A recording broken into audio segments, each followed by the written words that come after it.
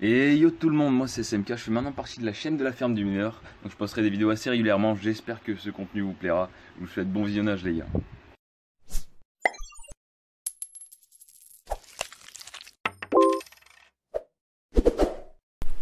Et yo tout le monde, c'est SMK pour la chaîne de la ferme du mineur. On se retrouve pour parler de l'actualité des crypto-monnaies. Que se passe-t-il dans le monde des crypto-monnaies aujourd'hui? Alors je vous apporte des bonnes nouvelles et des mauvaises nouvelles. Et ça risque d'être très dur pour les mauvaises nouvelles, c'est pourquoi je vais commencer par les bonnes nouvelles pour essayer un petit peu de nous rassurer. Alors dans les bonnes nouvelles, on a une stabilisation du prix du Bitcoin autour des 2500 euros. On a l'Ethereum qui se stabilise également dans les 300 euros. Et attention, le Zcash était pas mal monté, je l'avais pas vu autant monter, mais il me semble que c'est dans les plus de 300, 343, ouais, effectivement. On a également le Siacoin qui a dépassé la barre symbolique des 2 centimes de dollars, et là franchement on est plutôt pas mal. Après avoir parlé de mes 3 poulains favoris, maintenant on va parler de l'annonce des cartes minières, ou plutôt de la rumeur.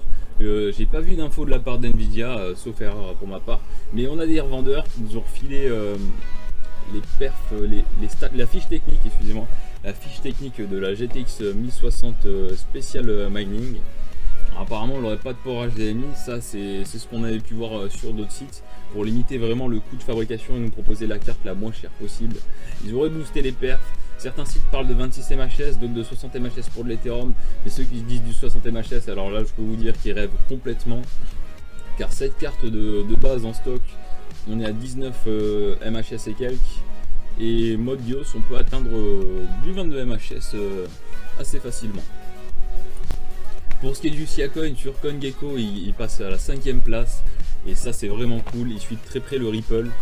On va suivre l'avancée de cette monnaie.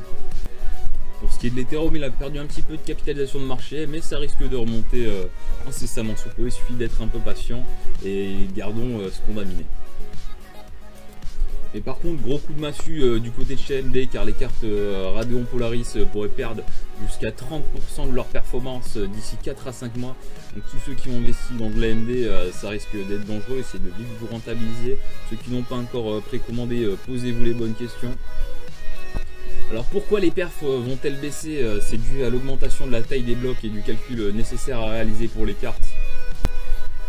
Donc pour éviter cette perte de perf, ceux qui n'ont pas encore commandé, je ne pourrais que vous conseiller de prendre de la version 8 Go et vous en sortirez bien, parce que les 4 Go ça va commencer à être dangereux. Et dans 4 à 5 mois, vous inquiétez pas, dans 4 à 5 mois, ceux qui les ont maintenant auront le temps de se renta. Après il y aura une perte de l'ordre de 30%, donc sur du 24 on pourrait passer à une puissance de 17 MHz par carte, ce qui est vraiment emmerdant.